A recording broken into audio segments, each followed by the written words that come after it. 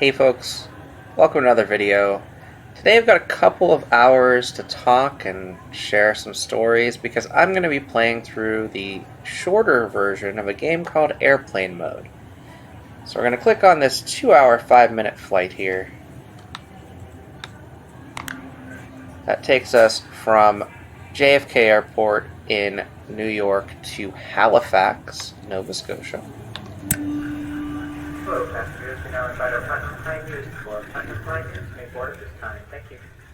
And this is actually made by AMC and IFC, and you'll see as we're going through the flight, there's actually some really cool video content included on the in-flight entertainment system, and I think that's kind of where American Movie Classics and the Independent Film Channel fit into the story. But since we've got a 2-hour flight or so, I'm also going to tell some stories about this particular channel that you're watching this on and kind of how I became interested in VR and what I'm all about as a VR YouTuber. This game, though, is Airplane Mode. It's by Hosni Ajoui, I think. I don't know if I pronounced that correctly. But here we are on our flight. Every flight is slightly random. Got a nice lady here. The last time I tried this as a test run, it's got transatlantic tunnel here, which was not there earlier either.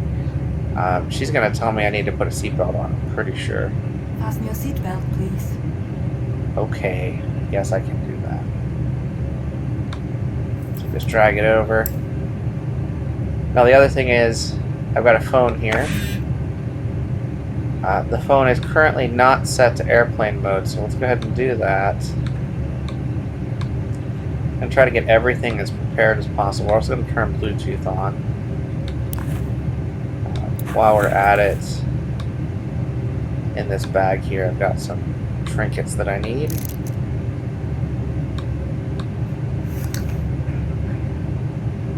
So we've got some headphones. We'll go ahead and toss those on. And we've got a charging cable. Whoops. We don't need that. We do need the charging cable though. I'll go ahead and connect that charging cable to the plane. There's also some handy things like this book we can read. We've got a sketch pad here. Kind of like a moleskin bag or moleskin journal. Got a pen you can write with. And we've got some sleeping pills if we would need those. At this time, the forward entry door is closed. As you can see, there's some noise cancellation. We have our headphones on. And all small portable electronic devices must be set to airplane mode. Make sure your seat backs and tray tables are in their full upright and locked position, and that your seatbelt is So we'll go ahead and turn our Bluetooth on screen after she's done talking. We'll go ahead and put that under the seat. So this is, as you can see, a coach flight simulation here. We are on a plane at JFK International Airport in New York.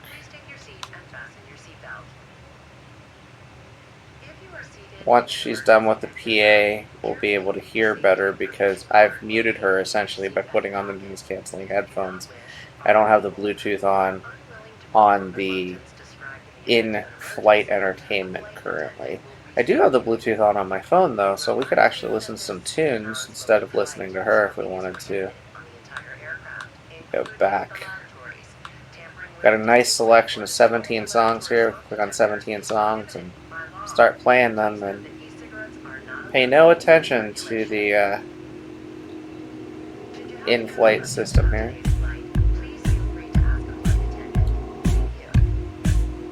Which is kind of cool.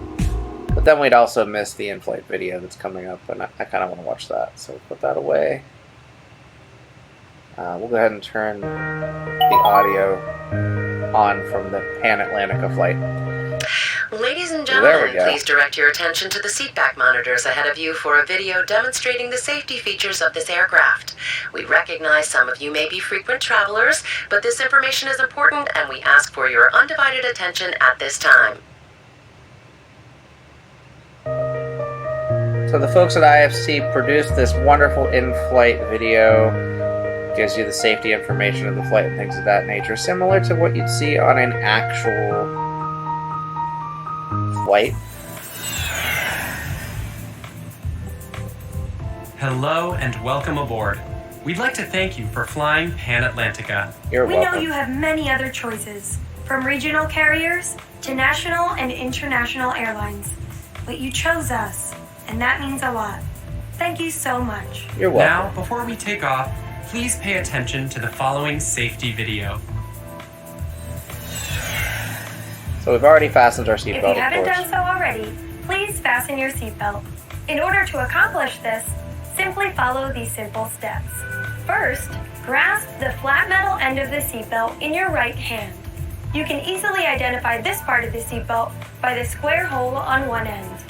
Next, with your left hand, pick up the buckle, and then slowly and steadily move the metal end towards the buckle, keeping both ends perfectly aligned. Carefully insert the metal end into the buckle until you hear it click.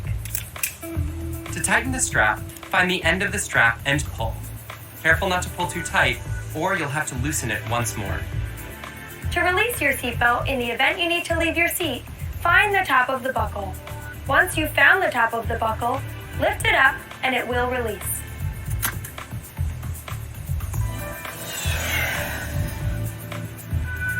Now it's time to get underway to your exciting destination, whether it's sipping wine in Paris or whale watching in Nova Scotia. Please make sure your seat is all the way up, all electronic devices are shut off and put away, and your tray table is stowed. Carry-on luggage should be placed all the way under the seat in front of you or in the overhead bin. Please switch your handheld devices to airplane mode now. Please be aware that failure to do so could lead to a potentially catastrophic navigation disaster. Now, I've never actually heard of a navigation disaster U.S. law because of not strictly being an prohibits airplane. smoking on the airplane at any time. Tampering with, disabling, or destroying smoke detectors in the lavatory may result in a fine. It's now time to take out and review the safety card Hey, I've got one of those. located in the seat back pocket in front of you. So we've got Note the fine how to craftsmanship, recline your colorful, seat. We've clear got illustrations, and sturdy putting lamination. luggage under the seat, Our safety cards but are not built to necessarily last. over Use the where it safety might card fall. to find the plane's exits marked by the properly large stowing arrows it. and the word exit. Now There we've are got exits in the where the front and exits rear are, of how the to plane. fasten the In the event of an seatbelt, evacuation from the cabin, follow the emergency what lights to do to to get exit. out in an We ask that you emergency. leave all All of that's carry-on right there. items behind. If It's you like a feel real you must safety grab card. something to bring along as you evacuate, we suggest you take a copy of Pan Atlantica's award-winning in-flight magazine, Stratosphere. It's filled Yeah, I with have gorgeous that. pictures of hotels, sponsored reviews for high-end restaurants, A trip to Mars, as well what would as that maps entail? of every major airport, and fun games to play, like Leave the Sudoku. worrying to us. Should the airplane So it cabin is lose just like a pressure, regular do not air flight panic. magazine. Oxygen masks You've will got drop automatically. fancy watch When they here. do, again, do not There's panic. even some The yellow games cup like fits over crossword your puzzles nose and and such. We'll get to and that the in just a elastic band second. fits around the back of your head. Normal breathing will There's start a the flow crossword of puzzle. oxygen. You can actually use the pen Remember, that's put in your your own bag mask to on do the first crossword before puzzle if helping you want others. to, or We play promise Sudoku it's the or right thing to do. Kangaroo. And then here's that Life vests can article be from the found front. next to, over, Go fishing. or underneath your seat, or in some cases, behind your seat. It depends on the model of the plane you're flying in. And these are Once you actual are safely like outside written the articles airplane, you can pull on read the through the tab whole to magazine inflate if you your want vest, to. or inflate manually using the red tube. There is no need to do both. There's also a waist bag just in case you might get sick. Please note that your seat cushion Or use can it for also trash. be used as a flotation device. How clever! Coat hook here, even though right now at least I don't have a coat. Your cabin crew will now be coming around to do a final cabin check. Everyone here at Pan Atlantica is proud to be part of making your flight today a wonderful experience. If there's anything at all our cabin crew can do to make your flight more enjoyable, please don't hesitate to ask using the call button. We hope you have an enjoyable, Entertaining, relaxing. or productive flight. We here at Pan Atlantica salute you. Because flying people places is what we do. And I do hope to have a productive flight because I'm going to talk a little bit about my YouTube channel as we fly. G'day, ladies and gentlemen. I keep getting interrupted by this PA system.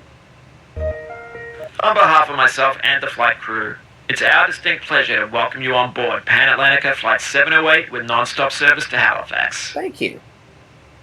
Our flight time today should be around 2 hours, maybe a little over. We'll be cruising at around 35,000 feet off the ground and traveling about 575 miles per hour. I'll be back in touch if we've got any other updates for you en route. For now, sit back, relax, and enjoy the flight. So we're going to go ahead and pull up the flight map here. We've got 840 kilometers. We'll switch to Imperial. That's 522 miles. Right now it's 224 or 324 at the destination. Flight progress is at 0%. Currently, we're fourth in line for departure. Fourth in Should line. be off the ground in about 5 minutes. Okay. Going to be off the ground in 5 minutes. One of the things I'm going to do before we do that is I don't really feel like listening to this guy anymore. I feel like chatting. So we'll put the map up and just kind of look out the window for a little while. And I just want to give a little bit about the background of youtube.com/Eric Hartley. I started this channel back in 2014, going to Star Wars Celebration in Anaheim, California, and I decided to share a little bit on my Google Plus profile the line experience. We actually sat in a line for around 18 hours for the first panel of the convention, which was the first panel about the Episode 7 of Star Wars, which I don't think actually had a title at the time. I think we learned the title at the panel. And we got to see really cool stuff like an actual rollout of BB-8 and things of that nature. It was a very cool presentation. But the line experience was pretty fantastic. We got to camp out underneath the convention center, basically in what would be an exhibit hall overnight. And they had snack bars and things of that nature. Some of the voice actors from Star Wars Rebels and the Clone Wars actually came through and greeted us. J.J. Abrams and Kathleen Kennedy bought pizza for the entire crowd. They distributed that too. It was a really cool time. And I ended up getting a few followers from that. And that was really it. The next few things that I posted on my channel are related to Ingress, which is a location-based alternate reality / now augmented reality game where you're basically playing capture the flag between two different opposing factions, the Resistance and the Enlightened. I was a Resistance agent for a number of years. I've still got some very dear friends from both factions of Ingress, but I actually stopped playing late in 2014 because I got caught up in a different hobby. Around June of 2014 was Google I/O, and Google I/O had given away to attendees the Google Cardboard. I didn't really have any experience with VR prior to the Google Cardboard outside of seeing long lines for Oculus DK1 demos at PAX, mainly for Darknet and Keep Talking and Nobody Explodes, usually in the Indie Mega Booth of all places. I love the Indie Mega Booth. I love PAX.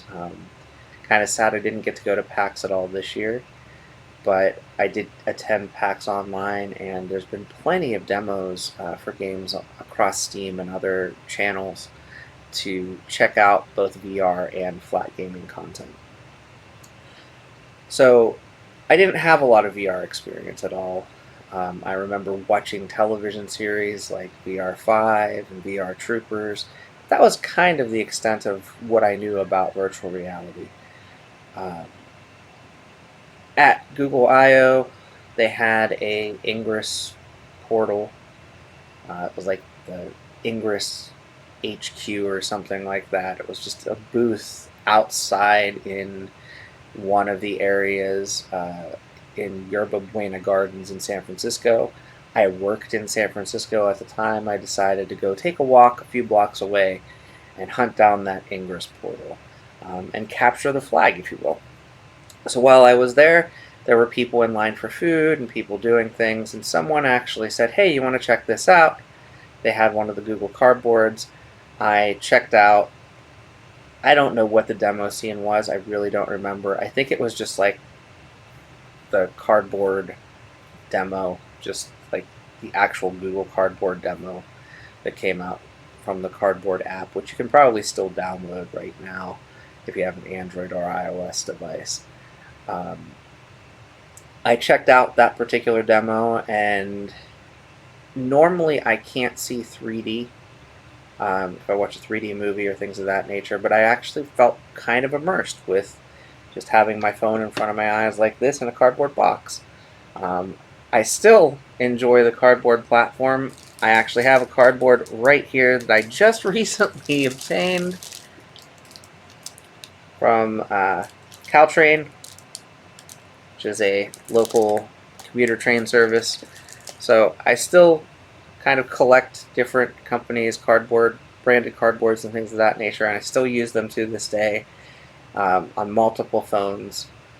And I use them to demonstrate mainly 360 videos and things of that nature, not really a lot of content. But I will say that one of the games that came out early on Google Cardboard, and also was out prior on Oculus developer kits, was a game called Proton Pulse, which was essentially like a game of Pong, or Breakout, or Arkanoid, but you controlled it by moving your head back and forth. So your head had the paddle attached to it, essentially. And it really drew me in. The developer, Zero Transform, also made another game called Vanguard V. Became a huge fan of that as well. And that's what really started my interest in virtual reality. Over the next 6 months to a year, I was following the news. I was keeping up on what was going on in the VR industry for the first time. Mainly, my source for that information was the channel on YouTube Tested.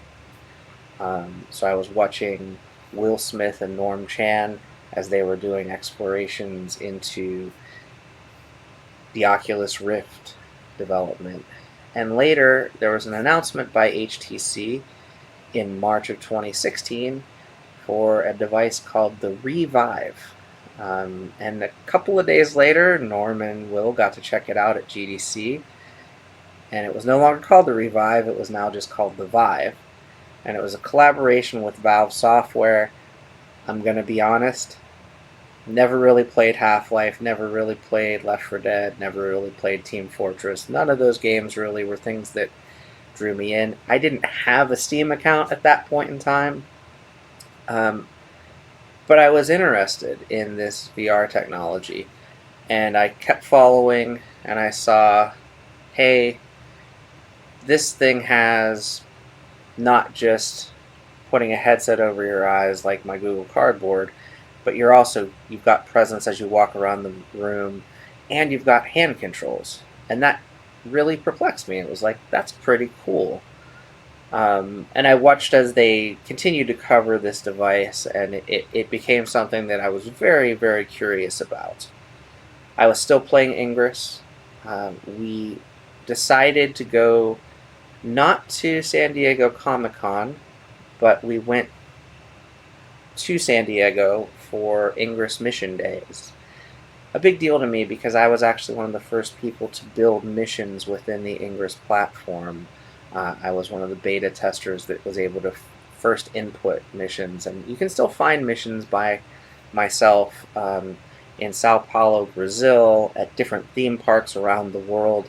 I mainly focused on Disney theme parks, as well as throughout the San Francisco Bay Area and Los Angeles, because as one of the original beta creators, I was able to work with individuals from all of those different locations and actually input what they desired in their missions. And I'm a huge fan of theme parks. If you watch the channel, I've got content from Minecraft exploring Disneyland and Disney World, and I thought it was the perfect fit after having done a card-based alternate reality game in Disney World called The Sorcerers of the Magic Kingdom, to make a Sorcerers of the Magic Kingdom mission for Ingress and things of that nature. So having a mission day, a day that celebrates those things that I was creating, I thought was something that I really wanted to check out. And this being the first one in the United States, my wife and I decided to drive overnight and check out this mission day. As we were driving on a Thursday night into Friday morning, there was the news announced that HTC was going to have a presentation of the Vive basically in the back of a semi-truck in a parking lot in San Diego during Comic-Con. So we got to San Diego probably around 5:30 in the morning, parked our car, took a train into the downtown area, and got in line around 7 o'clock in the morning. We were 10th in line for the HTC Vive. Now, my wife got to go in fairly quickly. I got stuck behind a bunch of VIPs coming in. But eventually I got to go into this little booth. The footage is on the channel if you want to check it out. It's really one of my first videos. It's the first actual VR video, I believe, on the channel. And it's rough because it was filmed with just this little periscope camera, also by HTC. I thought it was kind of funny that I had taken that camera with me to San Diego as the plane takes off here from New York. And so I went into this booth, and I didn't really know what to expect. And the first demo was the Blue. There's not really a lot of interactivity. I'm underwater. There's some stuff moving around the ship. There's a big whale that kind of draws your gaze, and you can follow it going across. But it didn't really grab me. It's a very cool experience. If you've never used VR before, it's a great way to ease you into virtual reality. But when it switched over from the Blue to Tilt Brush, my world changed, literally, at that moment.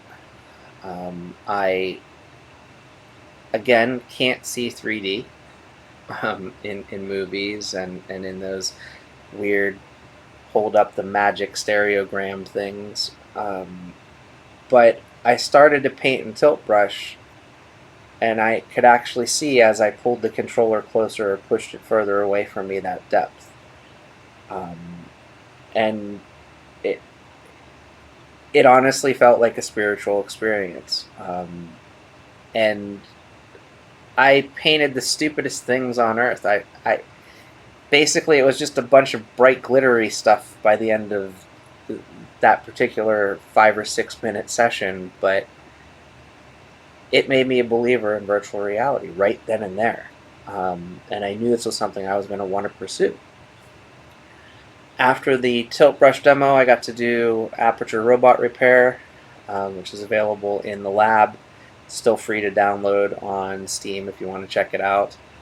And I was extremely impressed with this technology. Now, I hadn't tried an Oculus Rift. I hadn't tried really anything else. The only thing I'd actually done, there was a game that was actually a flight simulator, very remedial, at a conference in San Francisco, a gaming expo called GamerX, and it was on the DK2.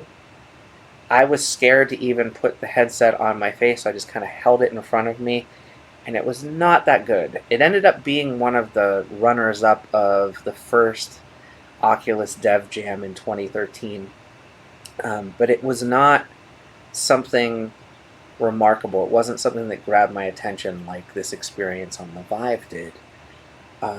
So we went home after trying not just the Vive, but also the PlayStation Morpheus. I played a game called Super Hypercube. on the Morpheus device, which later became the PlayStation VR. I tried flying a DJI quadcopter with a Carl Zeiss 1 headset with a phone inside it. I tried the Gear VR. I tried all kinds of weird cardboard experiences around Comic-Con. As a matter of fact, Legendary Pictures had a small booth with a bunch of tables at this thing that they had called the Carnival, which was at Petco Park. And the Carnival had all kinds of Nerdist was there, Geek and Sundry was there. There were lots and lots of people, mainly web media people, hosting panels and events and things of that nature. But they gave away these cardboards so that you could view an experience based on the World of Warcraft movie that was coming out. I don't even know if I ever watched the experience, but somehow I ended up with a giant bag full of the cardboard devices that I took to the Ingress Mission Day meetup. And basically I was like the Pied Piper. I handed everybody a Google Cardboard. And some of them, again, have taken those Google Cardboards and that was their gateway into VR, just like it was for me. I kept in touch with some of those people that I met in that line and some of the people that were there that I knew before. And that handing over of little cardboard and lenses made them believers in VR as well. So that was my first, I guess, moments as a VR enthusiast. And being at Comic-Con but not actually going to Comic-Con was also a very good experience because I got to try all of those things at different off-site events. The experience with the Sony Morpheus was not that good for me. I got motion sick from it. This was before they had upsampled content to make it 120 hertz. It was still like maybe 60 hertz at the time. And even playing just a game that was basically fitting Tetris blocks into holes in walls, similar to what you would see basically in O-Shape, which is the game now, but not using your body, just using Tetris blocks. It kind of made me sick. But playing the Vive stuff stuck with me. I continued to watch Tested. I continued to follow what was going on in the VR industry.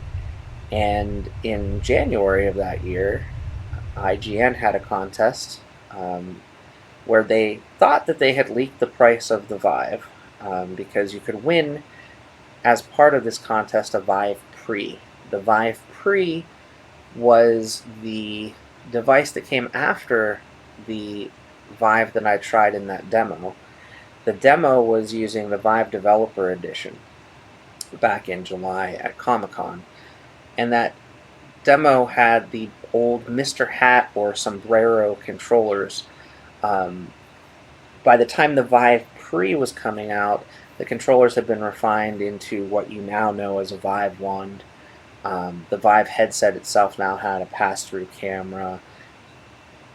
Guardian, or Chaperone rather, now existed. So it was very close to being available for consumer use. And Valve actually had this contest that they organized with IGN around a developer event that they were hosting. So they hosted an event in Seattle called the Steamvr Developer Showcase. They flew out 12 developer teams, and they also had the press come out one day. But then the next day they had 20 random people that won this contest from IGN. And I got to meet some really awesome people. I got to meet Brad Lynch, sadly it's Bradley, Tribal Instincts, Gold Vision, a bunch of people that later became YouTubers in the VR world, and also some regular Redditors who I still follow, and a bunch of other friends. And this event, again, kind of shaped where I was going to go with the VR industry. because I got to go to this event and I got to see these developers. I got to meet the folks from Alchemy, the folks from Northway Games, the folks from iIllusions, the folks that made Audio Shield, the folks from Cloudhead, the folks from Vertigo and Jaywalkers that made the Arizona Sunshine game that I just recently featured again on the Quest 2, and tons more. I got to meet the Stress Level Zero folks that later made Boneworks at the time they were marketing Hover Junkers. And the folks behind Budget Cuts. Like, all of these games that are now classics, I got to play before they were really anything. And when I went home after that, less than a month later, I received a box, well, 3 boxes actually in the mail with a Vive Pre. And what I helped them do for the next month or so was not just test software, but also test Steamvr. And the group of 20-ish of us were able to help them solve for some of the things like reflective surfaces and windows and how those worked with lighthouse tracking.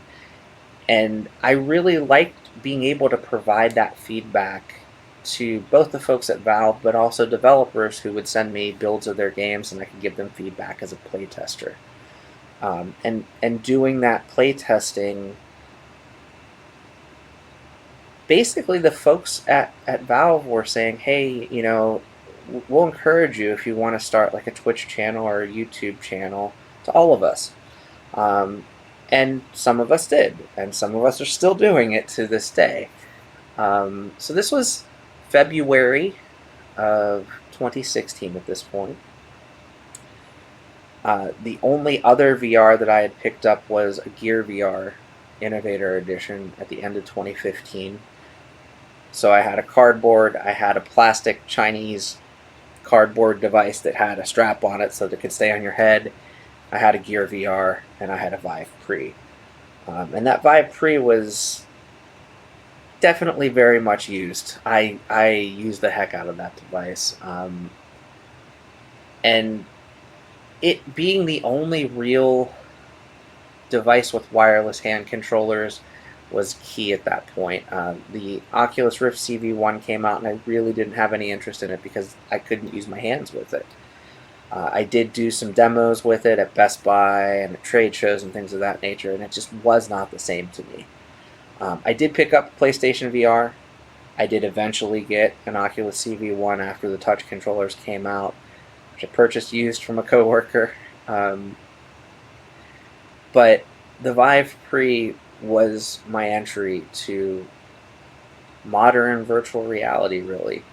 And I entered into relationships with developers early on, and I felt like I was actually contributing with my feedback, with my playtesting, with airing little segments of footage of their games, because by covering those games, I was giving a little bit of exposure to this new fledgling VR market and their games that very few people could play at the time. So I decided to focus my YouTube channel and continue to make this content because I wanted VR to succeed. And I wanted these developers to get recognized for the awesome work that they were doing. Now at the time, VR was really like the Atari 2600. And still to this day, I think, you know, we're just at the Game Boy Advance era. Like we're not at the point where virtual reality has advanced to the level that console games or that PC games have otherwise. And that's totally fine, because PC games have had 40 years to mature. VR has been around about 5 at this point in the current sense of things. So I was making YouTube content. In the midst of making that YouTube content, I got introduced to a website where you could do beta testing for games and get a small stipend for doing it. It was called Fishbowl VR. Some of the best moments of my time in virtual reality came from doing testing with Fishbowl. My first multiplayer experiences came with VR Gamer Dude and Reality Check VR doing testing with Fishbowl VR. And I can't share what the experiences were because I still kind of have an NDA, even though it's long past since we did this testing. But I did have some really cherished moments. I got to try out content that some of which is never released, some of which released in a totally different form than when I tested it. But it's cool that I could see some of the feedback that I had given show up in the final applications that wasn't there when I tested these. And I decided to focus on that and really be serious about offering myself to do that type of play testing, whether for a small stipend or really, I don't usually charge for anything. I don't have any monetization on my channel for a reason. I don't want to sell myself or sell a product on my channel. I'm here to support virtual reality devs, and I guess fly in a plane from New York to Halifax for the time being.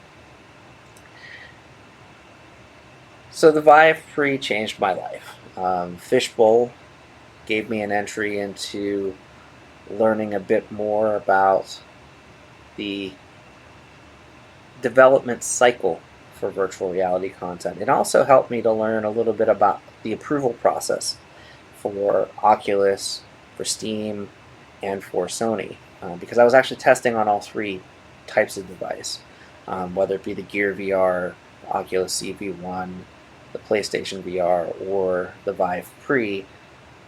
I was also giving feedback to the developers based on what Fishbowl had uncovered as far as what we suspected the approval processes might be for each of those companies.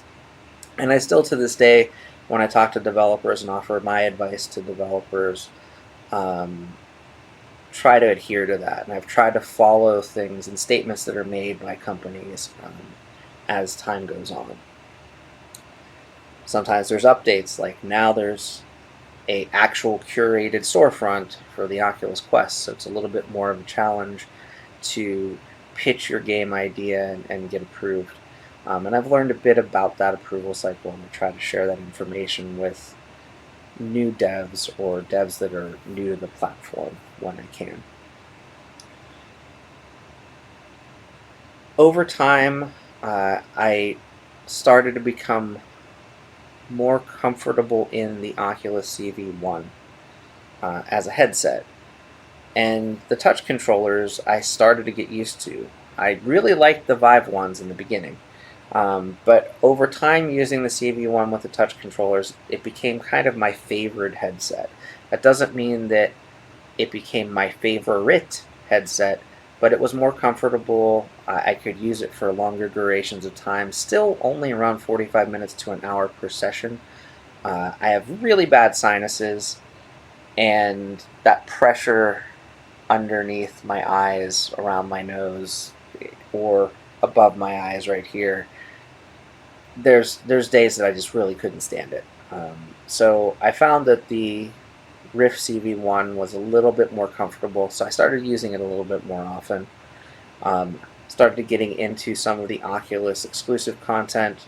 Started out actually with Revive, and then when I got the used CV1, started playing it on the Rift itself. And I somehow became involved in the Oculus community. So I started to get invited to community events within San Francisco and the Bay Area, also in Seattle because they knew I went to PAX. So I would go to Gear VR events, I'd go to Oculus community events in San Francisco. I got to do what was essentially press previews of like 14 titles around GDC one year. I got to be one of the first people to play Eve Valkyrie the day that it came out. I did some really cool stuff with the Oculus community. And the community people kind of came and went as far as the people working at Facebook, at Oculus. And I lost touch with, and I didn't have any contact with Oculus directly for a while. Until I went to PAX West one year. It was the year that they were marketing Stormland. And I actually arranged to meet Cass and Sherry, two awesome YouTubers themselves, at the Stormland event. So I got there a little bit early, standing outside, and I actually got to meet Jason Rubin and also some of the folks at Oculus Gaming. And it was an awesome experience. Stormland was a great game. If you've watched my channel enough, you can see I've got probably 10 hours of content on Stormland because I love that game. But I got to meet Cass and Sherry in person. I'd been talking to them for probably a year to 2 years at that point online, because all of us VR YouTubers are really close-knit. We're there to support each other as well as the rest of the VR community. We want to grow the community. We want to have more people sharing this content and not have it be competition, really. We want it to be more of a community. So meeting them in person was awesome. Being able to meet Jason and being able to meet some of the other folks at Oculus was fantastic. And a few months later, they had Oculus Connect 5. And they decided they were going to fly some content creators out to the Bay Area. I was not one of them. I'm just going to caveat that. I paid for my ticket to Oculus Connect 5. I also paid for my ticket to Oculus Connect 6. And I got to meet some of my other friends at Oculus Connect 5. And afterward, I sent a thank you to some folks at Oculus.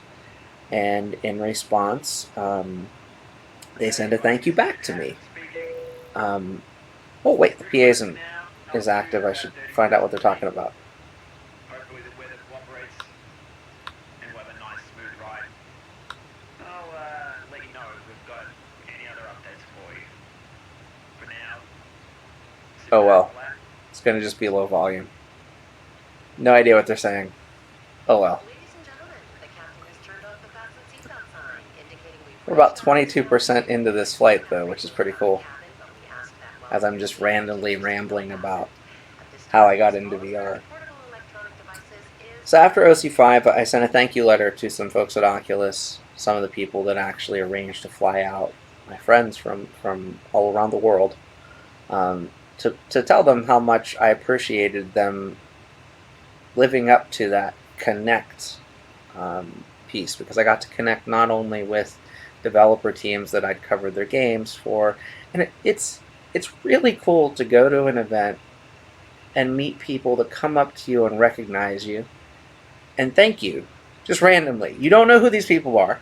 I will say the first person that did this is one of the developers behind Windlands. Just randomly walks up to me and said, "This is Eric Hartley," like introducing another developer who I didn't know who it was. "This is Eric Hartley. He's a really good up-and-coming YouTuber," but hadn't introduced himself to me yet. And it was really cool because I got to meet the developer from Windlands and also the developer from Affected in that conversation. And I'll never forget that. And it's just, it's so cool to just walk around at Oculus Connect and have it be like a family reunion for family that you may never cross paths with in public, but you know because you spent so much time with these people online. So I sent a thank you letter, essentially, to the folks at Oculus, and I got a response back, which I was not expecting, and they offered me some opportunities, and I jumped at the chance to help support Oculus. I don't feel like this was selling out. I did not sign any monetary agreement with Oculus, but I did end up having some opportunities come my way. The first thing they sent me was actually the case for the Oculus Go, which I was very thankful for because less than a week later I was taking a trip. I took my Oculus Go, put it in that case, and I went on a trip with it. I have gotten access to a lot of game content early, a lot of game content without paying for it that I would have paid for otherwise. And at one point, in a rather strange set of events, some of my friends started getting invites to fly out to PAX East in Boston. Now, I'd been to PAX West, I'd been to PAX South, I've never been to PAX East. And a couple of days before PAX East, I get that email. And to say that I was shocked and surprised is probably an understatement, because at the time I think my channel had maybe 400 subscribers. I absolutely love the VR community. I will support to its dying day if that were to happen, virtual reality. But I wasn't, like, I'm not partnered with Oculus. I'm not anything other than just an enthusiast and a supporter of virtual reality. So to get this invitation really surprised me and really kind of uplifted me. So yes, I took the opportunity to fly out to Boston to Oculus, or to PAX East with Oculus. And my friend ZimDoc5 describes it as we were booth babes. And that's essentially what we were. We had a giant glass booth. There were 4 different little pods in the booth where you could play content. And they gave us each access to a Rift S and a Quest with a limited number of content. You can go back and watch content till you're completely dry on watching content from that experience. I think I've probably got 6 or 8 hours of content of all of the pieces that we got to play in that booth. And I took it very seriously. I went, I made the content. I spent time not only with my fellow content creators, but also with some folks from Oculus. I also had some pretty cool connections just walking around the show floor. I got to meet the folks behind Starblazer. I got to introduce them to programs with HTC and Oculus and Windows Mixed Reality. Gave them the information for Oculus Start, gave them the information for getting a mixed reality headset through Microsoft. Played their game, really enjoyed it, covered it on the channel as well. I got to meet other developers as well, just walking around, and it felt like I was at home with these people. When I came home, a few months later, they sent me a Quest. I bought my own Rift S, but I did receive the 64 gigabyte Oculus Quest, not only for free from Oculus, but also in advance as a review unit. And I took that job seriously. I, again, played the heck out of it, played all of the review content that we were able to play, covered it on the channel. The National Geographic Explorer app is one of my most popular videos. I don't know why. And also the Exorcist Legion, which you'll see a little bit more of later this week probably. Those 2 games really kind of took off on their own on the channel, and it was interesting to see the excitement around those games as well as the Quest. But I felt like I was part of something and part of a team of creators. We collaborated together with the different content creators, and then things just kind of disappeared after that. There was talk of some of us being flown to E3. I was excited for that opportunity if it were to come. Didn't expect to be one of the people that would be involved. I still kind of feel like I was only involved in PAX East because a lot of people couldn't get there on short notice. But thank you to those people that declined so that I could go. But it wasn't the free hardware, it was the community that was really exciting me. I would have purchased and I had already pre-ordered the Quest because I had used it at the PAX East event as well as at GDC prior. and at OC5 actually. So I was already a believer in the Quest. I was already a believer in the Rift S without being sent hardware, because I had tried it and I had already reserved and purchased it. The Rift S became the headset for me. It is extremely comfortable on my head. I was able to use it for hours at a time. That meant I could make hours of content at a time. It was fantastic. That's not to say that I prefer Oculus or that I was bought out by Oculus. It was just literally the headset that was most comfortable on my head. While some people really swear by things like the Deluxe Audio strap from the HTC Vive or how comfortable the Index is on their heads, that's not the case for me. The Rift S was actually the most comfortable device until very recently when I got a Quest 2. But again, now I'm making Rift S and Quest videos on a pretty regular basis. I decided that I wanted to make at least 3 videos a week for my channel. And they were all going to be focused on virtual reality, and then if I decided to do something that was kind of a departure from that, like, for example, airplane mode, which I'm playing right now, then I would add it as a 4th video or something of that nature. Eventually I decided to also get into augmented reality at OC6.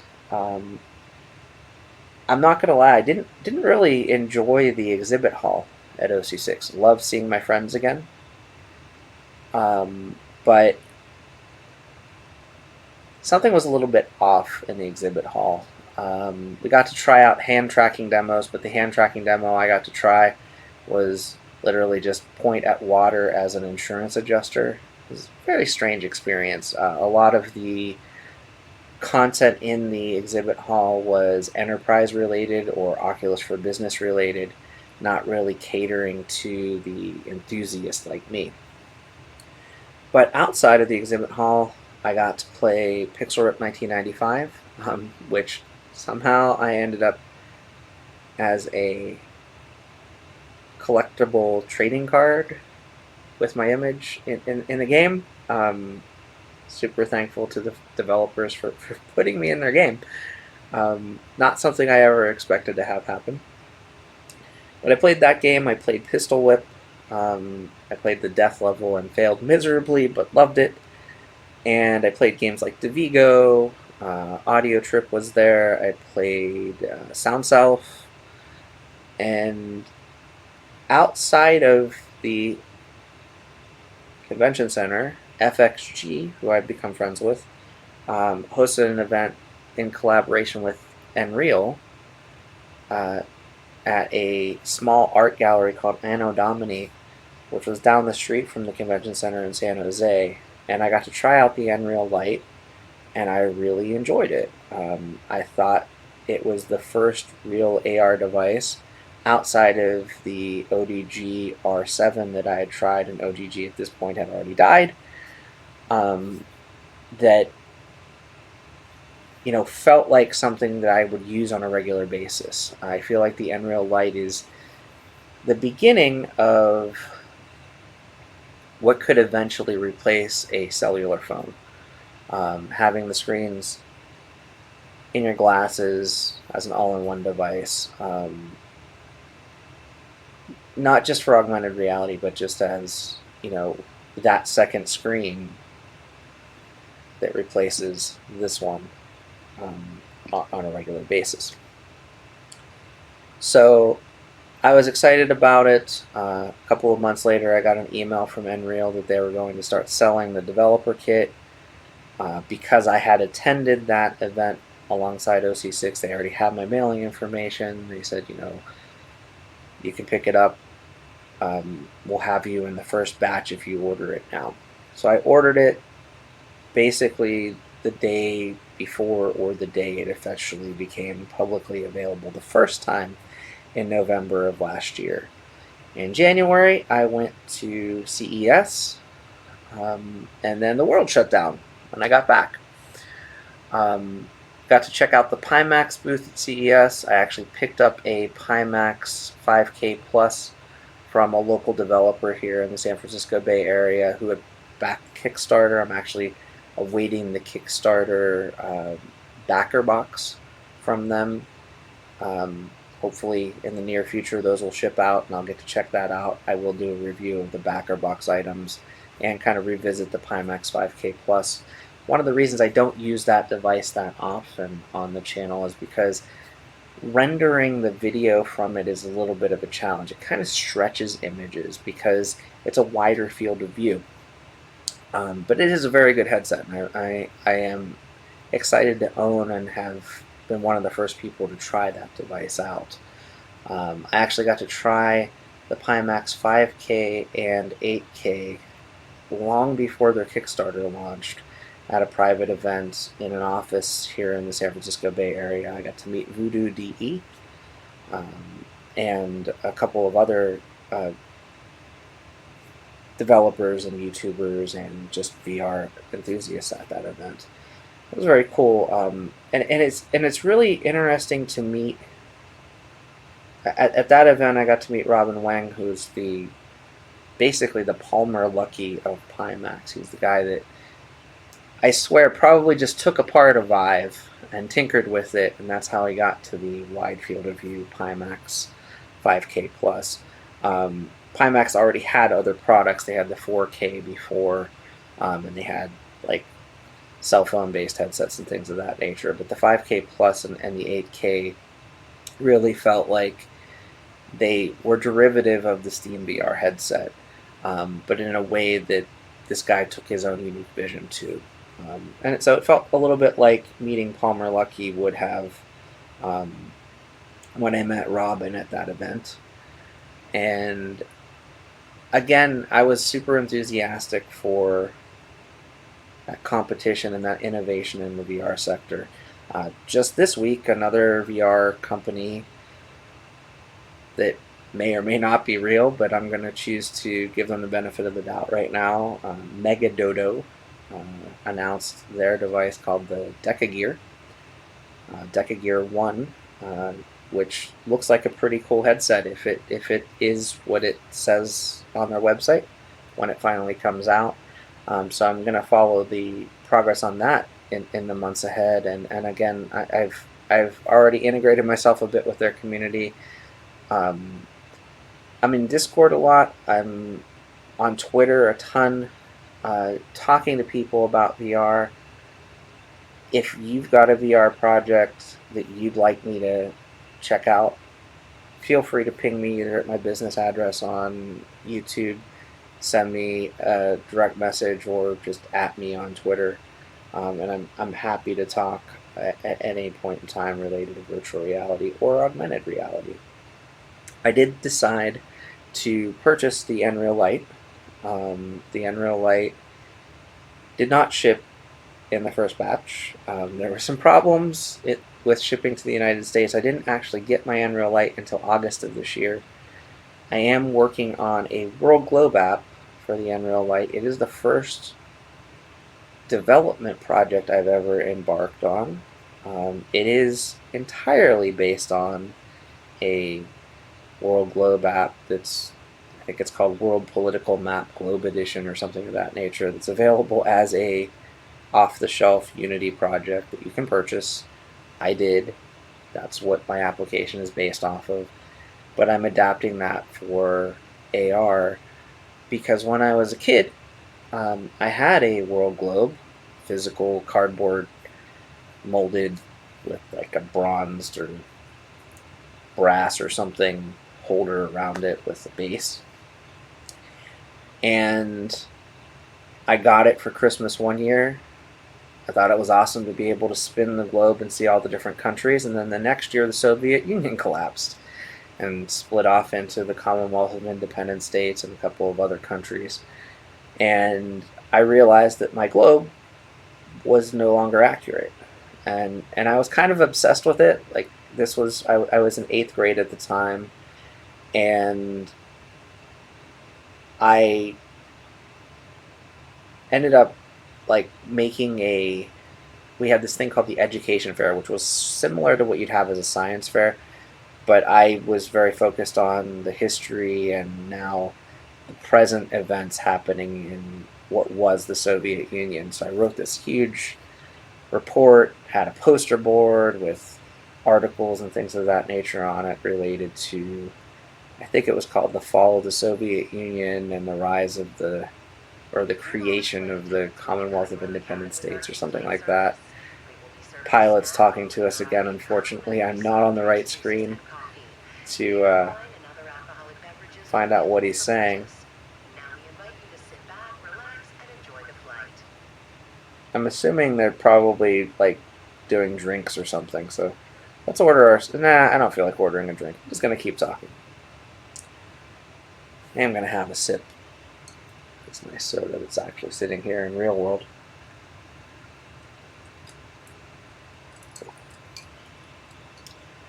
So from that day forward, I wanted to either put tape on my globe and write in the new names of the countries, or figure out a way to take a minute to let us know your meal choices for the upcoming meal service. Okay, well, let's see what options we have.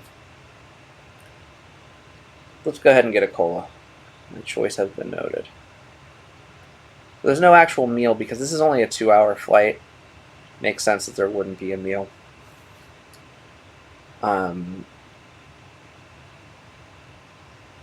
So this Globe app on the Nreal Lite is my attempt to make that editable when the world changes, World Globe, for myself. I'm not planning to sell it. If I do release it for others to consume, it will be a free to download application. But I've learned a ton building this in Unity, troubleshooting it for augmented reality, using the NR SDK, and each time the NR SDK is revised from Nreal, it kind of breaks things and I have to rebuild things to make it work with it. Very similar to developers that have to update, for some reason, their Unity build for their applications. So I'm learning those pain points as I go, just like actual developers. But I would say that my role in VR has not really changed over the past few years, outside of being a little bit more recognized. I still have the same passion that I did from that day that I got into the back of that semi-truck and tried the Vive for the first time with those old sombrero style controllers and painted in tilt brush. But now there's a bunch of you watching, which is awesome, and hopefully it's giving good exposure to the developers and the hardware manufacturers so that you're now exposed to virtual reality. At the beginning and end of my videos, it's not just a script. I genuinely want you to try out virtual reality experiences for yourselves. The whole point of every video that I've made in virtual reality has been so that you can be introduced to the content. Now, even if I don't like the content, I try, especially with games, unless I specifically say it's a review, to not react negatively or overly positively. I'm not trying to sell you on the content. I'm trying to show you what it is. And if you see it and it's something that you might like, you might pick it up for yourself. And some people don't like that. Some people really want enthusiasm, and some people really want you to really try to sell them on a product, and that is not me. There are people out there that I could direct you to if you wanted to check that type of thing out. But I am myself. I am Eric Hartley. A long time ago, probably 3 or 4 years ago at this point, one of the Reality Check VR videos, Caleb's a great guy, by the way.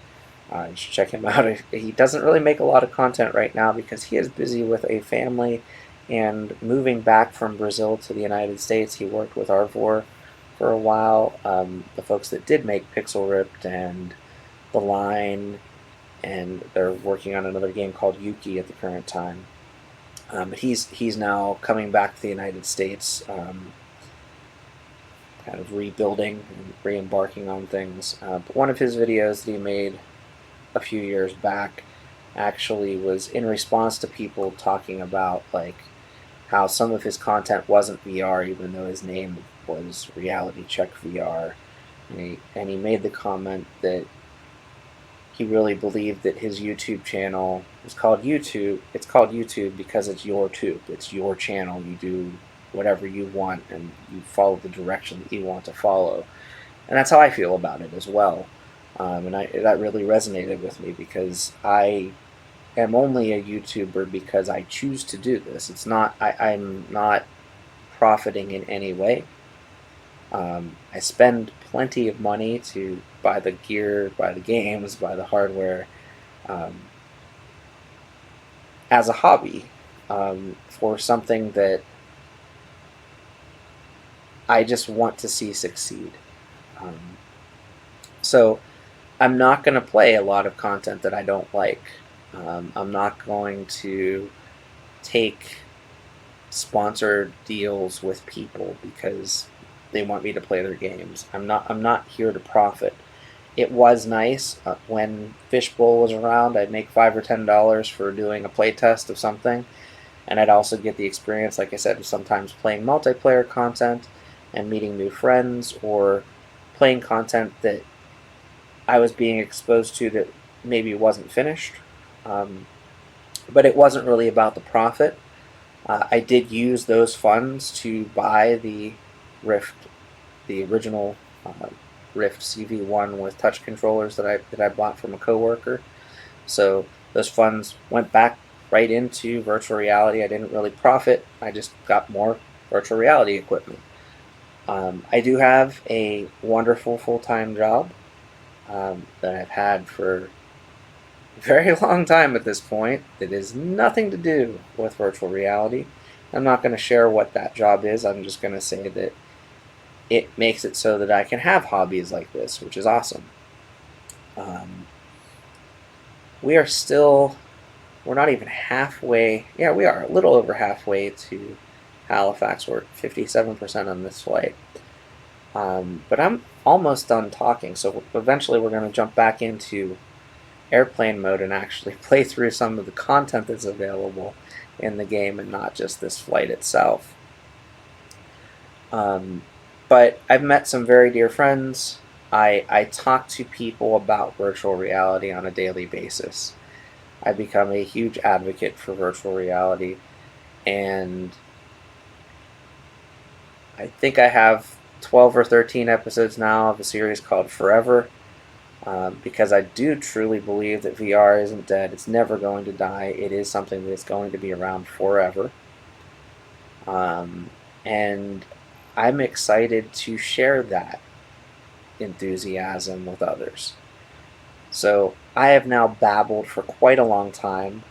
I hope this was insightful for those of you that have come on board and started watching some of my content. I intended this to actually be a video where I played games on a device that I purchased recently. I went to Los Angeles on a road trip to see a shopping cart. If you watch my ODG R9 video, you'll be able to learn a little bit more about that excursion.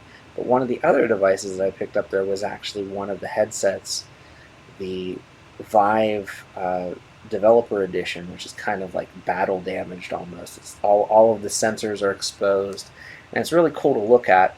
Unfortunately, when I plugged it into a Windows 10 PC, it doesn't recognize the USB driver correctly, and I can't figure out what version USB driver I need to make it wake up. It just has a little red light on the side of the headset right now. So I'm not going to be sharing any content with that headset for the time being. I do have an old Windows 7 machine that I'm going to try to pull out. It's what I use to make DK1 and DK2 content on. So I'm going to try to pull that out and see if I can somehow get the headset itself to be recognized.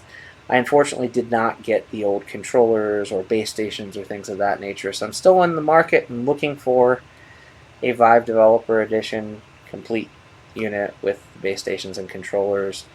So if you are a developer and you have one of those and you've sat through the last hour plus of me talking, please get in touch. I'd be happy to purchase from you. or accept your donation or what have you. I didn't have a DK1 or a DK2 really until the end of last year, beginning of this year. I picked up the DK2 again locally in San Francisco just to see if I could get it to work. And it did, and it actually still works with standard Oculus Home content to this day, as long as it just uses an Xbox controller. If it uses touch controllers, those are out. And then even more recently, I picked up my first DK1. I actually have 3 of them currently. One of them is earmarked to send to a fellow YouTuber, hopefully sometime soon. One of them is pretty broken, and one of them works really well. So the one that I've been using, it took a while to figure out how to make content with, because the DK1 wasn't really designed to share like an Oculus mirror. So mirroring the content is a challenge, but I actually picked up a GTX 970 card randomly. A friend of mine offered me an old PC that didn't have a graphics card in it. I pulled up Craigslist and I found a 970 for $50. Somebody was moving out of state actually literally that evening and said, if you can be here in 40 minutes, it's yours. So I went and picked it up, popped that into my old PC, and it opened up the door for me. Mirroring works fine in OBS now. Everything, almost all of the content that I throw at it, and I have acquired a lot of old demos and games that were available on Oculus Share, even though Oculus Share got ripped apart and torn down shortly after the CV1 was released. But I got a lot of that content, and I am going to go back to it. But the reason I did that is because it was kind of a slow period for a while, for a good 6 or 8 months, where we didn't get a lot of new VR content. And I decided, instead of not having VR videos or repeating content that you've already seen on the channel, I would go back in time even further to the time before I was doing virtual reality videos and before I was a part of this community. And I found that some of that early DK1 content is pretty amazing. I'm able to see kind of the foundations of some of the games that later came out. I'm able to explore some of the probably not permitted content, like Zelda VR and Adventure in VR, the Atari, an adaptation of the Atari game, and just some of the crazy stuff that came out. There's a Tatooine game where you can do some pod racing and visit the cantina and things of that nature. That it's really truly the Wild West, and that Wild West is slowly shrinking into a more mainstream thing all these years later. But it's still exciting, and it's still an exciting time to enter into the VR worlds.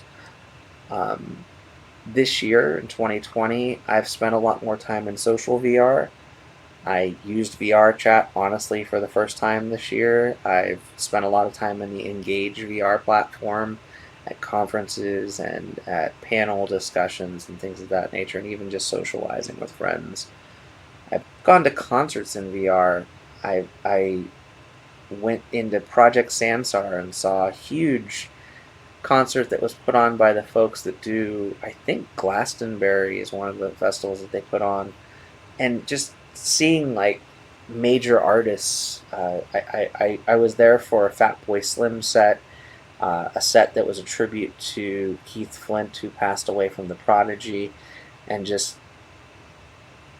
I was in the same room as an avatar of Jean-Michel Jarre playing a show, who I had literally seen in a live setting several years back, and just these experiences are fantastic.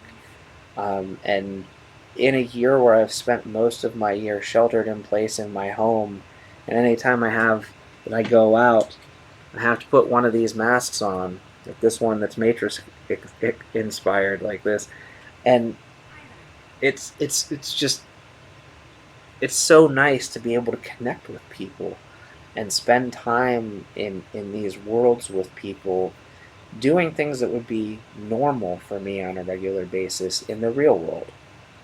I've been to virtual conferences. I've been to random social events. I played Rec Room in the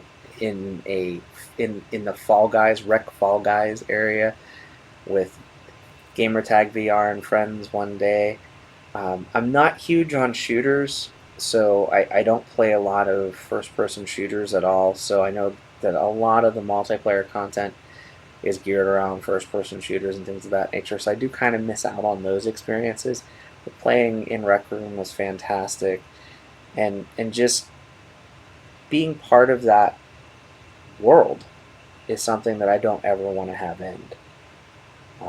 So I have talked a lot about my experiences in VR and how I've gotten to where I am today. I hope you've enjoyed that. I'm going to jump back into airplane mode now. We're 70% done with the flight already. I'm just going to show you some of the other features that you can have while in flight. So again, we've got this phone here. We can go in and we can actually, there's a playlist of songs. There are 17 songs available. These are legit songs. So this is by Umasaba. We got a whole bunch of photos here. Most of them are cat photos. Gotta love cats, right? Some pretty cool cat photos, if I do say so myself. My favorite is actually, if we scroll down a little bit, this one right here. And you can actually draw on it, you can change things, you can add little blocks of red. For example, I'm going to get rid of that. I'm going to make this my wallpaper on my phone though. So I got rid of that galaxy and put the cat in. This will tell you how many points you have for your frequent flyer miles. This is my actual first flight that I'm going to complete. You can see my phone is much more charged than it was when I first started because I plugged it into the airplane. I don't know what native is, but I think it might be like a translator because it's got different languages here. And then we've got the camera. I can actually take pictures of the people on the plane. It's a little map, things of that nature. So that's things you can do on the phone. On the TV, we've got different channels. I'm going to go ahead and hit the menu button. You can see here. I must have missed when they brought the drink service over. Oh well. I didn't really need that cola anyway. I'm going to go ahead and turn the audio back on here. And we've got different TV and movies. We've got A Trip to the Moon, Flight to Nowhere, Atlantic Flight, and The Wabbit Who Came to Supper, which is an old Merry Melodies Looney Tunes. And then there's different games. You can play Blackjack. Let's go ahead and play a couple of rounds of Blackjack. So we're at 13. We're going to do it. Oh, we busted. What a shame. Do two more. So we've got, that's 12, right? 15 and 25. We busted out again. One more time. 6, 8, 18. We'll stay on 18. Oh, 21. What? Alright, let's increase our bet to 5. Let's be serious here. We're at 19. We're going to stay. So unfair for the dealer to have advantage there. Let's try one more time. 18. We're going to stay. 21. Alright. Let's see here. We're at 15. Now we're at 14. And we're down to 1. We're going to not lose the house here. You can also play a game of solitaire. This works just like a real solitaire game, so if we move the aces up. We're down to 2, but we can't do anything with it yet. Let's see, we've got an 8.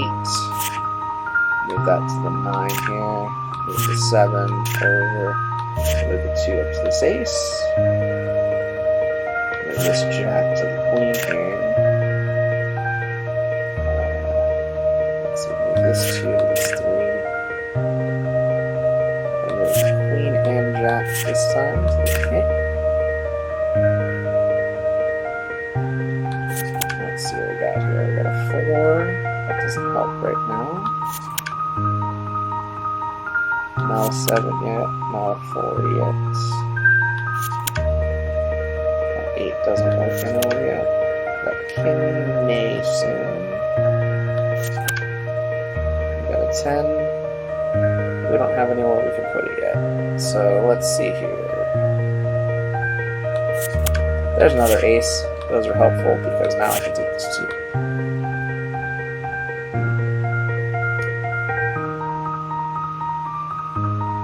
Can't do anything with the 10 yet. That 6 is useless right now.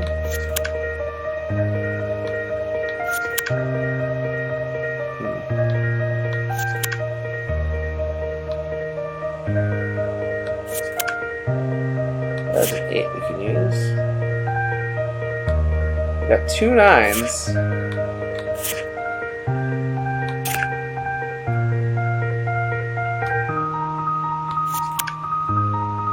Another jack. There's a 6.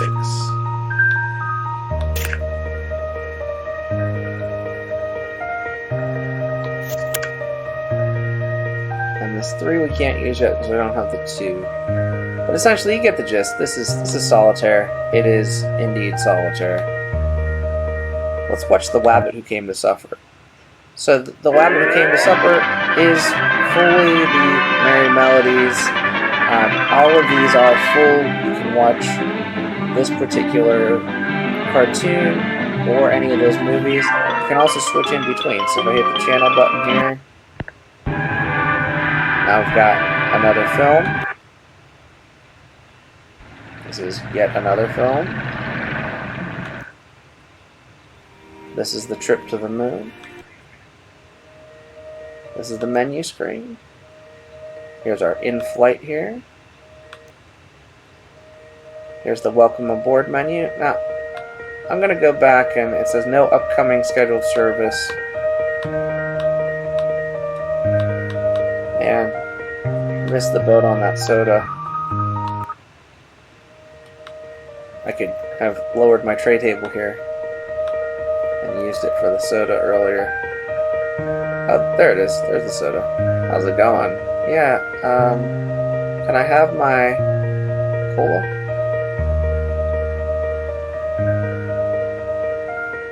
Oh, you're disposing of her drink. Okay. Are we that far into the flight already?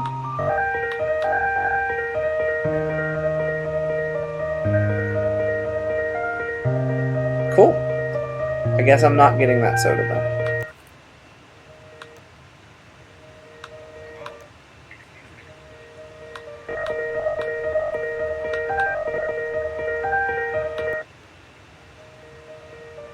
And it's stuck on the meal selection screen now. Let's just go ahead and turn that off actually for right now. Where are we? We're still in the sky. That's where we are. Go through the Stratosphere magazine. We started out earlier. Looks like Ensol Network Solutions or something here. It's about day 3 in... Was it Beirut, I think it was? And there's actually, you can play games on the keyboard and text and things of that nature between different seats. Here's the movies that are available on the flight. Here's all the different airports that Pan Atlantica, I'm presuming, fictitious airline, fly to. And then here's that Trip to Mars article. That was one that was kind of cool to read. How much would it cost? About $10 billion, it looks like, per person. It's not too bad.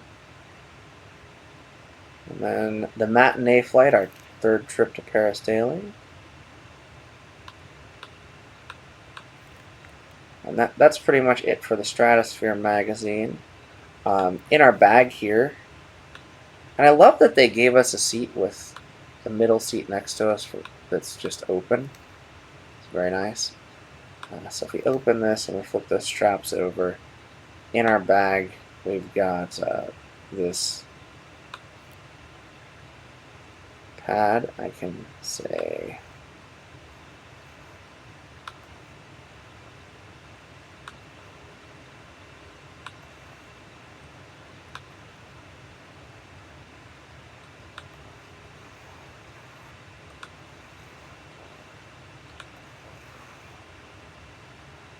so silly.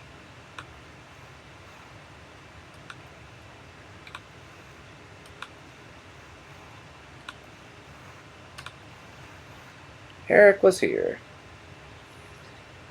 Put that away. Put the book away. Looks like I've got another USB cable. It's already decided to put my headphones away. I don't know why, but that's fine. Now I can hear the cabin noise. Trying to exit this screen. Let me go back to a different channel. Yeah, it's really stuck on that in-flight service right now. Okay, back to the Merry Melodies now.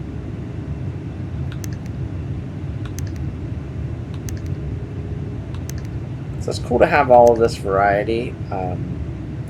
Looks like we're 83% done with the flight at this point. I'm going to pull out the phone here. Got some podcasts we can listen to. I don't have my headphones on though, so I'm going to grab my headphones for this. And let's listen to The Ear of the Duck, June 2020.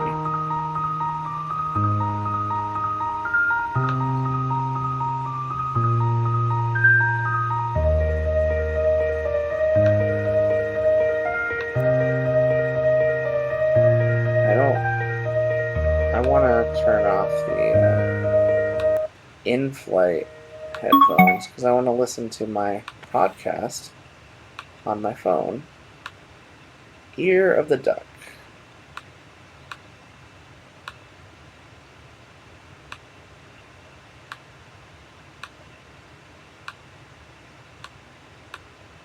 Turn the Bluetooth back on. There we go. You can make an argument that even musical canons immortalized by old Johann Sebastian Bach should be viewed as a form of algorithmic music. And there are 4 different podcasts here. Now, there are 2 different flights also. There's this 2-hour flight and there's also a 6-hour flight. We'll start with several pieces there by are sleeping pills if you need them. Who, by the way, has a great new video series on the use of chance in her work on our YouTube. This is... Don't feel like listening to a podcast right now. But it's cool that they're there. I'm still curious what this is, so I'm going to hit Fasten play your here. seatbelt, please. Fasten your seatbelt, please. My seatbelt is fastened, thank you. Still not sure what that's for. So I'm going to take this cable.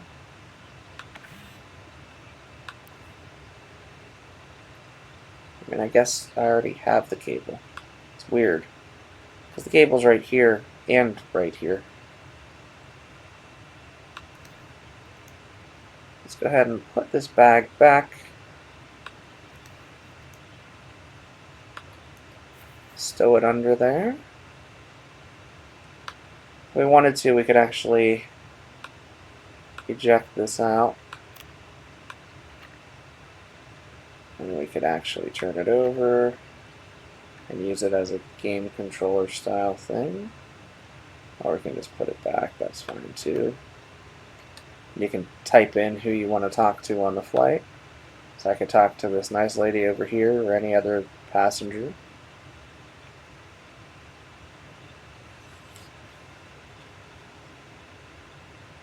Let's click on here. Let's see how much further we have to go. We only have 70 miles remaining, so we're almost done with this flight. 86% complete.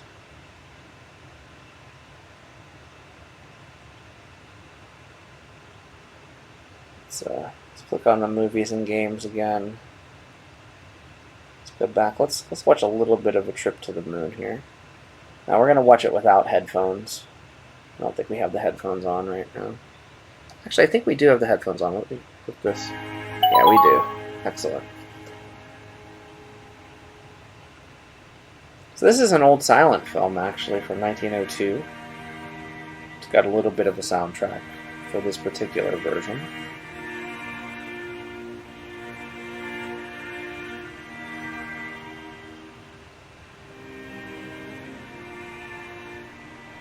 Now, one of the things about Airplane Mode, the game, is it is different every time you play. Like, the first time I played as a test, the passenger here was actually a gentleman. There was a lot more turbulence on the flight, and it was very noticeable, like the cabin was shaking. And it was at midnight, whereas this one started at like 2 or 4 in the morning, I think.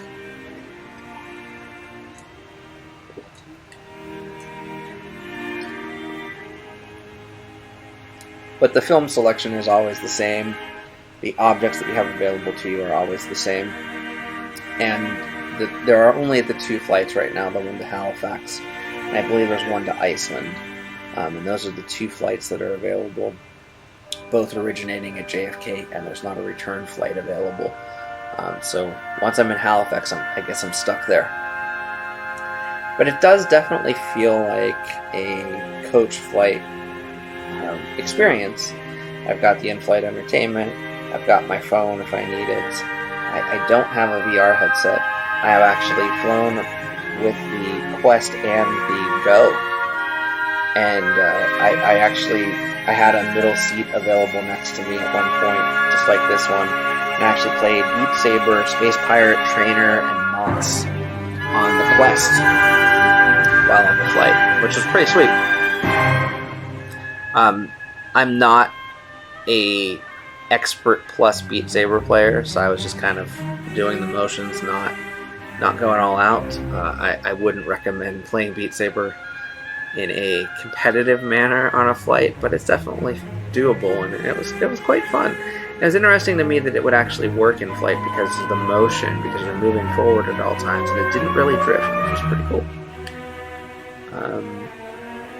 I've also played virtual desktop games from hotels hundreds of miles from home, hundreds of miles from my PC.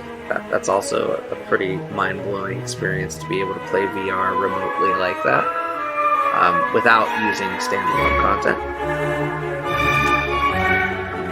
These guys are making themselves a spacecraft, it looks like.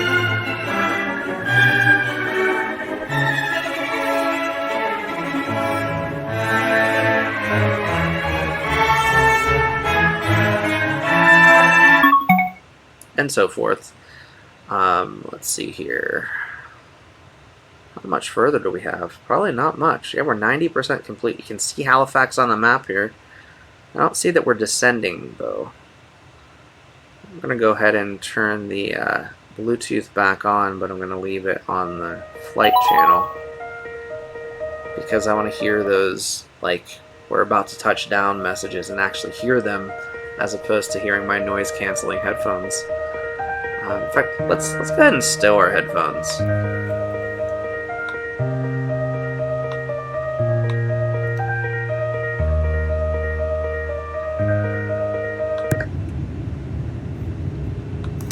Now we should hear the in-flight messages just fine. So we head into Halifax, the end of this journey. Thank you for taking this journey with me. If you've survived this long, that means you were really bored. But it was fun to share my channel journey, and not have it just be like a blog. Having it be as part of this flight was actually quite interesting. I wanted to check out Airplane Mode. This game was actually announced shortly after Microsoft Flight Simulator first came out, the 2020 version. And I saw it and I thought, that's one I want to check out, because I'm not a huge pilot, but I have been on a lot of flights. So having the coach experience, it kind of felt like it would be something a little bit like Desert Bus, but this is actually a lot more realistic.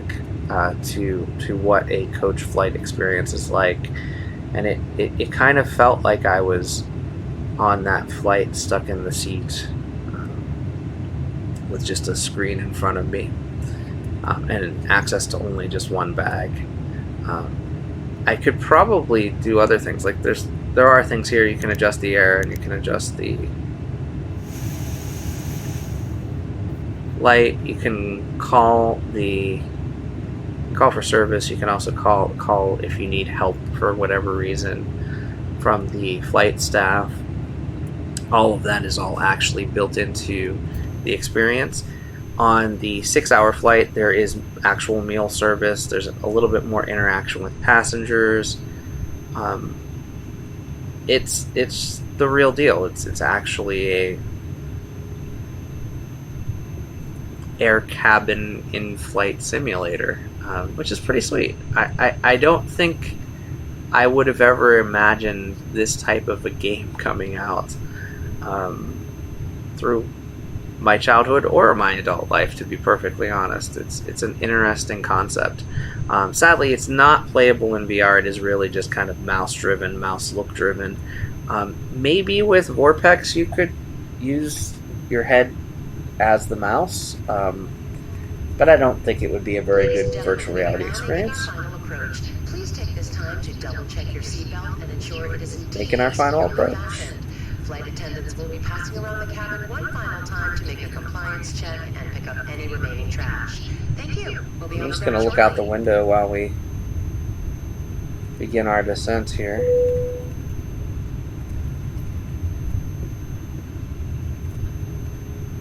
Into Halifax.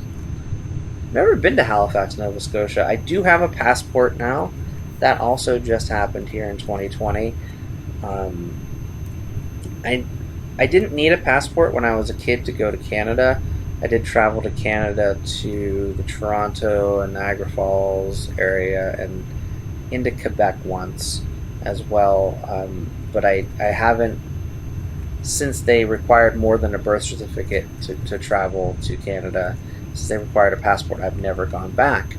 But I do have a passport as of this year. I was totally intending to start making plans to go to events like Gamescom and VR Days, which is actually coming up in a week or two, and I will be virtually attending VR Days Europe in November.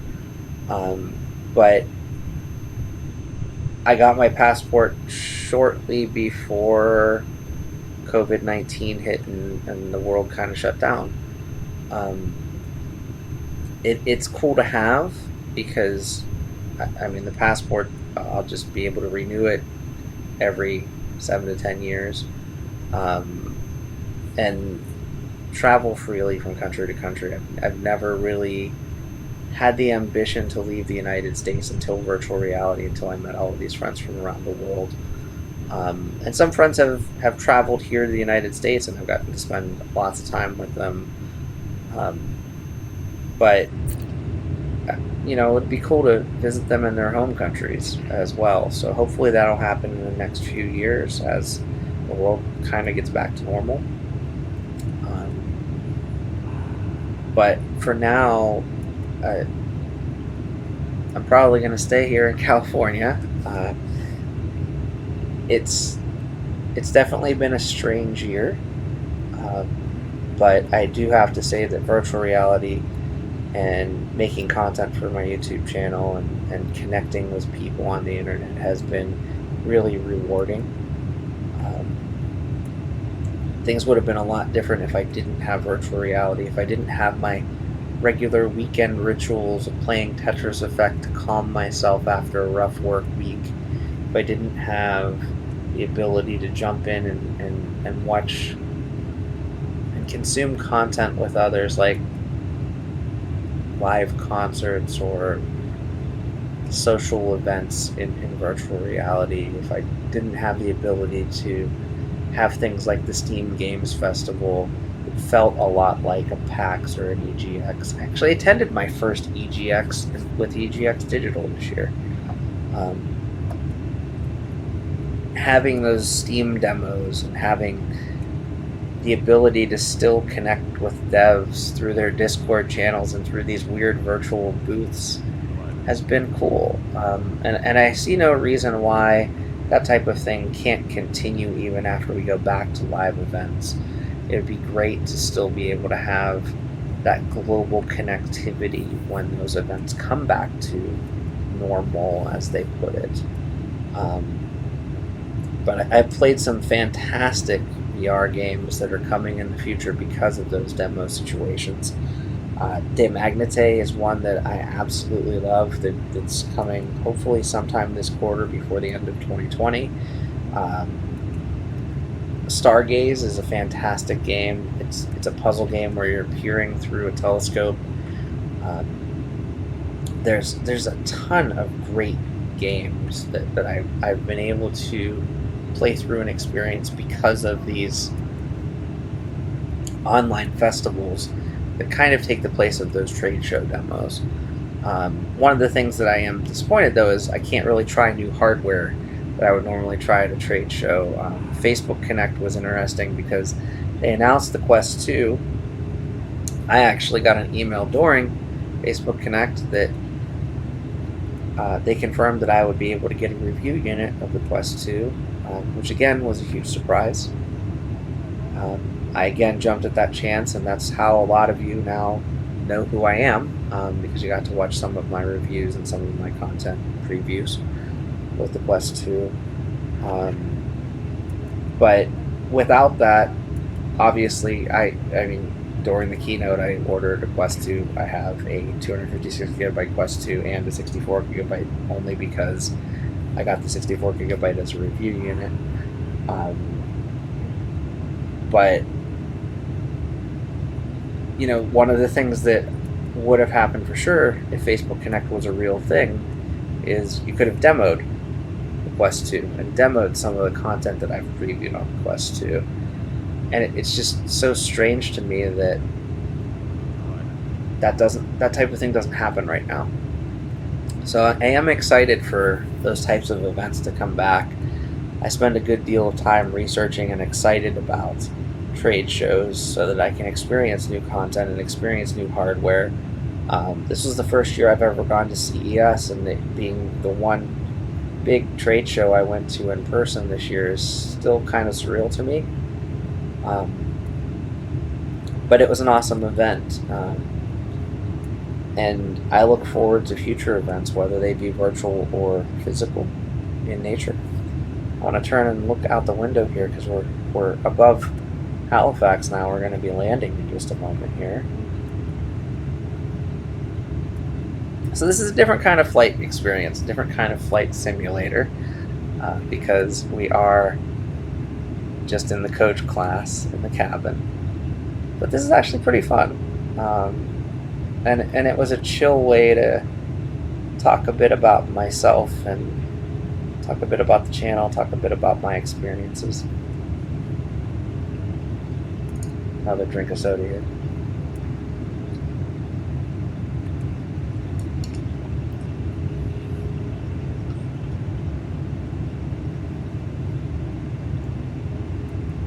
Hard to believe that it is 4:56 in Halifax. This is actually real time. At the time I was filming this, it is 12:56 a.m. here in Pacific time. So that's why the time of the flight was different. It's actually based on my actual physical clock.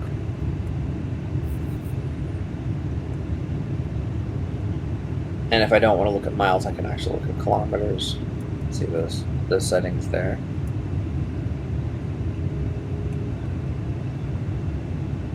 Definitely getting a little bit closer to the ground here.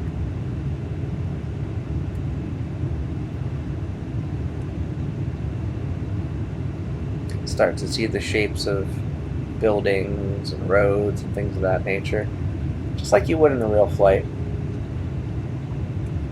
Obviously it's not photorealistic, but it's a good simulation. This lady's still way too happy, though. I am thankful that I was not on a flight with a screaming baby. The screaming baby is a real thing. in airplane mode, just like they are on real planes. I'm also thankful that I don't have that ear popping. I tend to get that when I'm on a flight, especially when I'm taking off and landing, and not experiencing that when I'm virtually on a flight.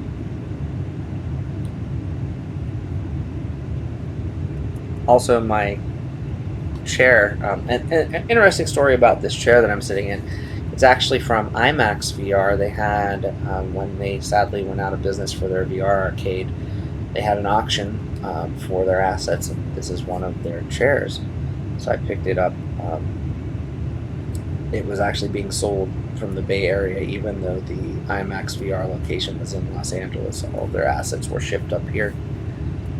So I got this chair from that auction. And I did bid on an ODG headset from one of their auctions too, and was crazily outbid. But as you saw, if you watched my recent video, I picked one up from a pawn shop in Los Angeles. Very random experience there. We are just 8 kilometers away from landing. 99% flight progress. And I didn't watch movies or listen to music on this flight. I just talked primarily.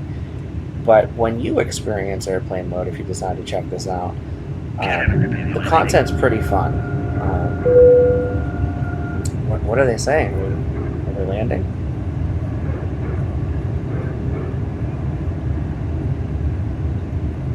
No, ladies and gentlemen?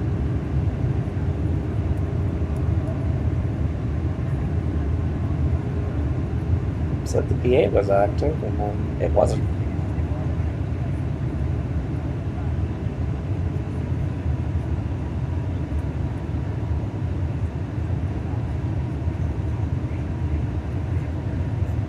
Strange. Switch back to miles.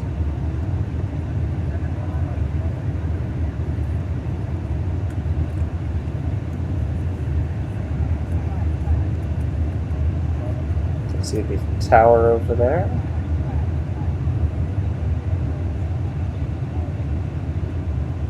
Oh gosh. Cool.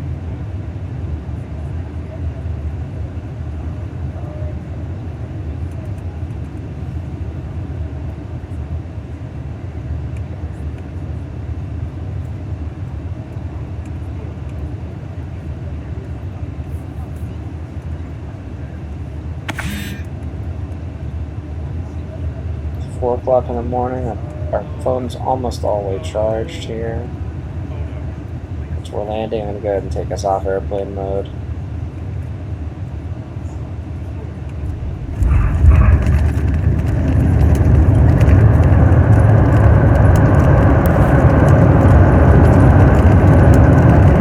Here we are in Halifax.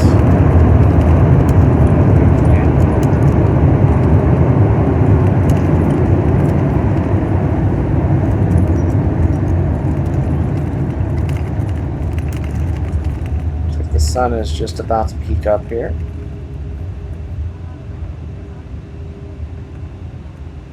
We have traveled 522 miles.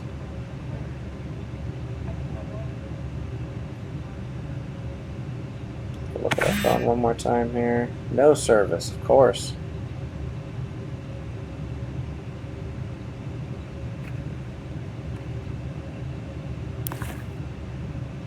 Well, we've landed. I hope you've enjoyed this video. I will be back with more For content. your safety and comfort, please remain seated with your seatbelt fastened until the captain turns off the fasten seatbelt sign. This will indicate that we have parked at the gate and that it is safe for you to get up. Cellular phones may be used now. Thanks. I'll be back with more actual VR content in the very near future. Halloween is coming up, so I will be playing some horror experiences later in the week. Still no service. I really wanted to send some text messages here. The other thing, I don't have a selfie camera, which is strange. I do have some credits, though, it looks like. I hope you've enjoyed this extremely long video as I took a flight from New York to Halifax in airplane mode. Until next time, get out there and enjoy some VR for yourself, or play other games, whether they be video games, board games, card games, games on Zoom, whatever.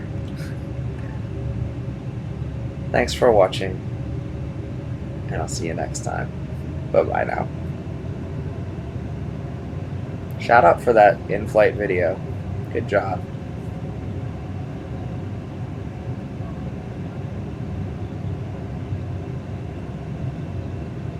And actually, I want to check my points before I go. Ladies and gentlemen, welcome to Halifax Stanfield International Airport. Thank you. Local time, it's around 5 o'clock. Still says no points. I want my points. Took this nice flight. It's 5 a.m. I'm gonna go get some breakfast. On behalf of myself and the rest of our hardworking crew, would like to thank you for choosing Pan Atlantic on your trip today. We know you have a choice of carriers, and we appreciate you choosing Pan Atlantic today. We'd love to see you on board again soon. In the meantime, have a wonderful stay.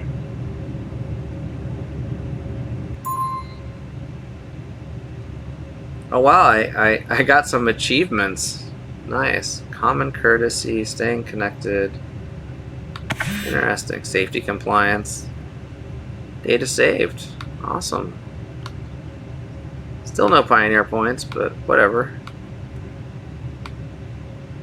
It's that data save, so maybe that will come up the next time I play. I guess I can quit the game now. I hope Halifax isn't too cold because I didn't pack a jacket.